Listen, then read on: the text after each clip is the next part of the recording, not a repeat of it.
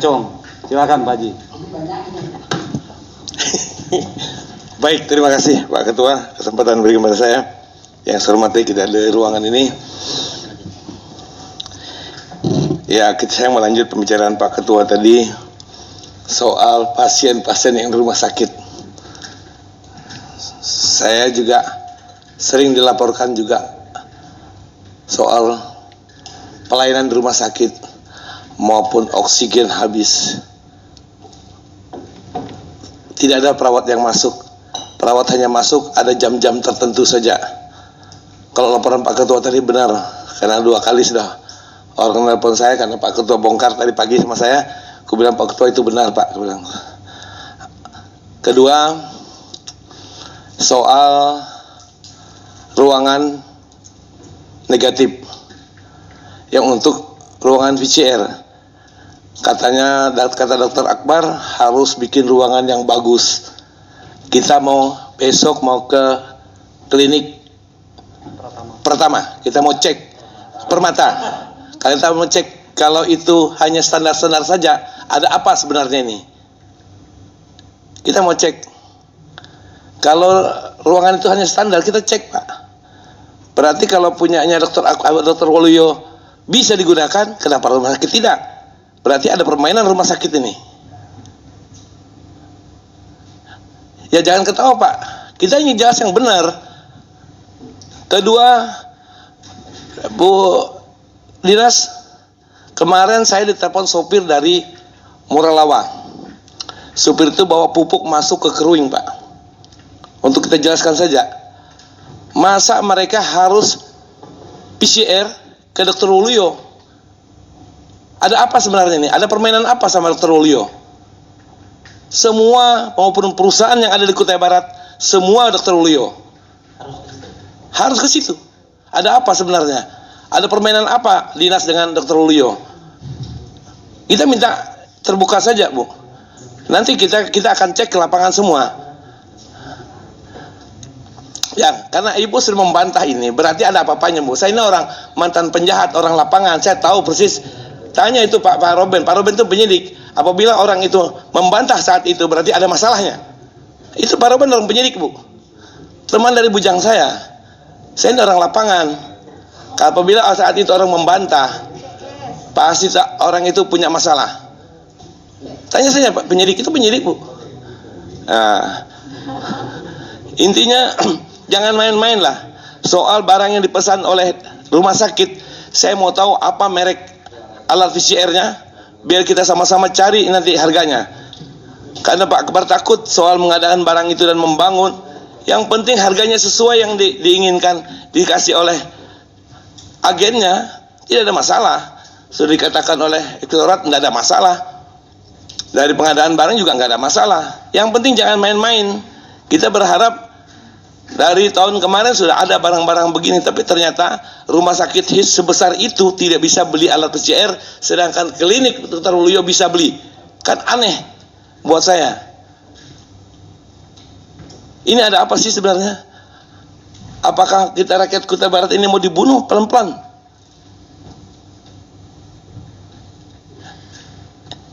Itu yang kita harapkan, jangan sampai dari Dinas Kesehatan, rumah sakit juga yang benar lah laksanakan di lapangan. Kita sih nggak pernah repot DPR. Ektorat juga nggak pernah repot. Yang penting benar-benar saja. Karena ketakutan bapak-bapak, ibu-ibu ketakutan karena ya ada mainan di situ. Saya Tianglong itu alat PCR dari Cina Pak. Itu yang 96 sampel itu hanya 437 juta. Saya tanya di Jakarta. Itu yang 96 sampel. Yang 48 sampel itu 255 saja. Belum regennya, belum botolnya. Tapi kalau sampai 1 M lebih, aneh buat saya. Yang dipakai orang Indonesia ini semua banyak dari Cina, karena penyakitnya dari Cina. Tapi buat saya kalau sampai 1, Mereknya Tianglong. iya. Saya sudah bagikan di grup dewan. Saya dapat katalognya dari Jakarta. Kebetulan kepala ruangan RSCM di Jakarta itu Dr. Eka Prasetyo itu kakak sepupu saya Pak. Saya tanya sama dia harga barang itu. Nah dia kasih saya ini. Tapi mudah-mudahan secepat mungkin alat PCR itu dibeli oleh rumah sakit dengan sesuai dengan harganya supaya bapak-bapak tidak sekolah.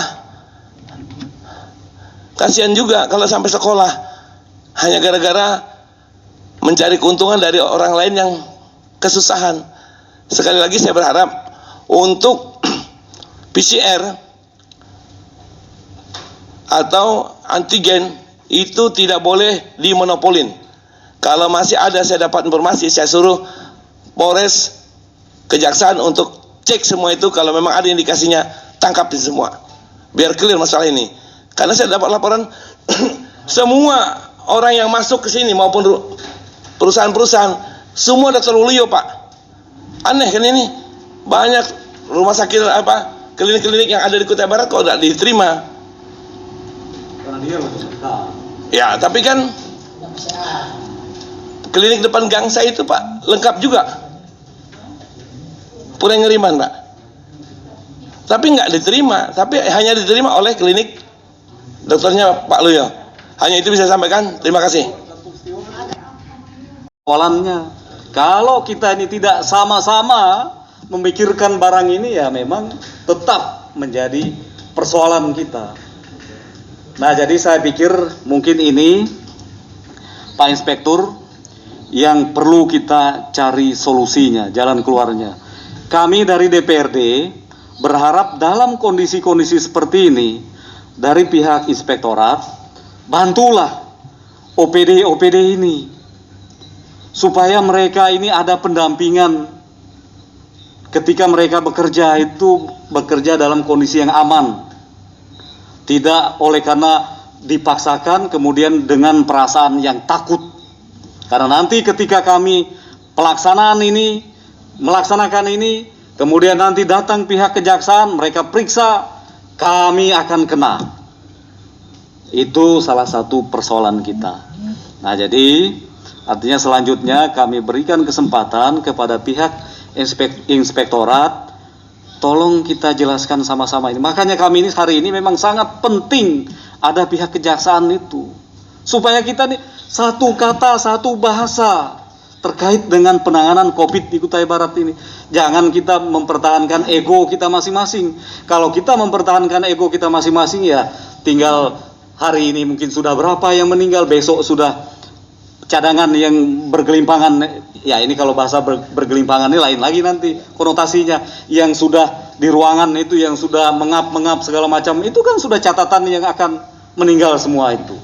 Lalu kita masih berdebat dengan persoalan-persoalan seperti ini. Ya saya kira mohon ini penjelasan dari Pak Inspektorat kepada kita semua. Silakan. Terima kasih Pak Ketua.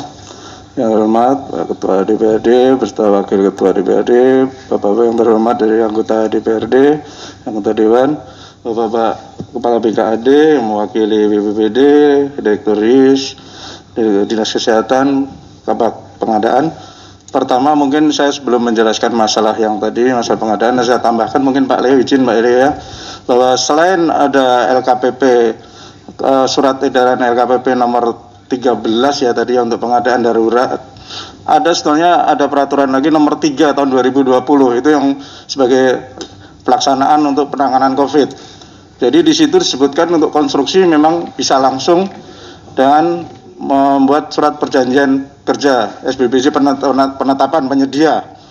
Nah itu ada di surat LKPP nomor 3 tahun 2020. Dan mohon maaf izin, kami awal-awal sejak COVID itu kami sudah melakukan sosialisasi bersama dengan LKPP.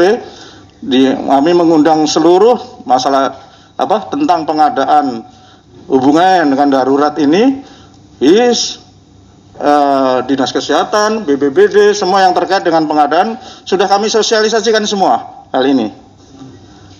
Ini sudah kami sosialisasikan, sudah beberapa kali kami juga melakukan pendampingan untuk pengadaan-pengadaan ini.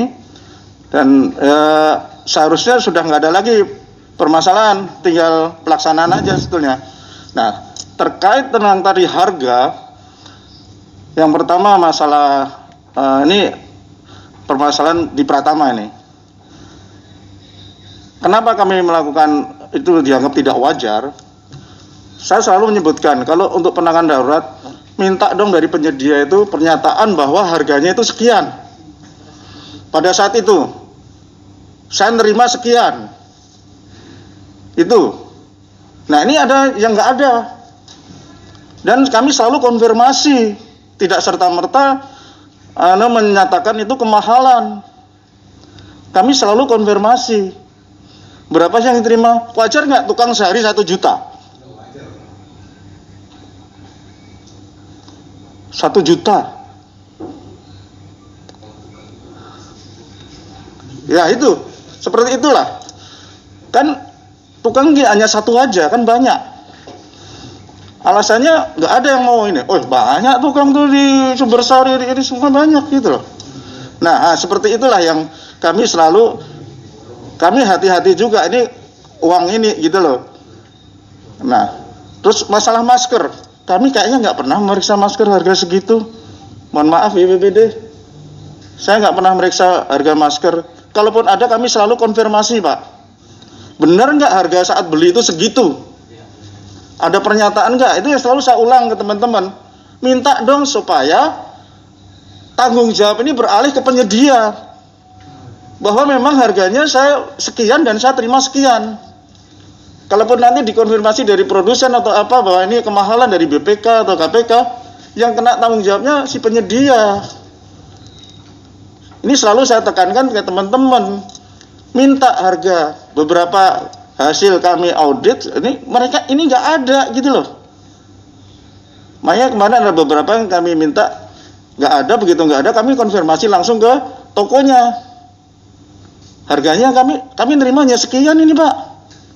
Nah, seperti itulah yang menjadikan harus disetor.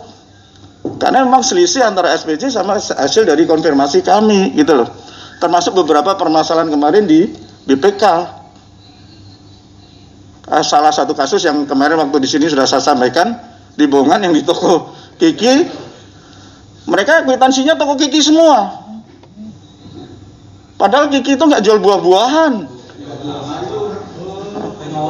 Nah itu yang seperti itu, pakai kwitansinya terketik rapi, mana ada di sana ada komputernya Kiki.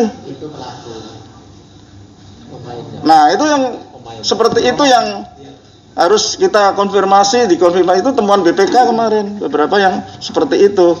Nah kami selalu hati-hati Pak untuk seperti ini, kami tidak serta-merta ini, selalu kami konfirmasi ini untuk menetapkan ini gitu loh. Kalau masa Covid memang harganya segitu, ya kita terima kalau memang ada pernyataan dari penyedia. Itu sudah kami sampaikan gitu loh. Aturan normal. Nah, masalah pengadaan nanti PCR atau ini silahkan dengan aturan yang SE LKPP nomor 3 itu jasa konstruksi jelas-jelas bisa dilakukan di poin, mungkin saya bacakan di sini Pak ya.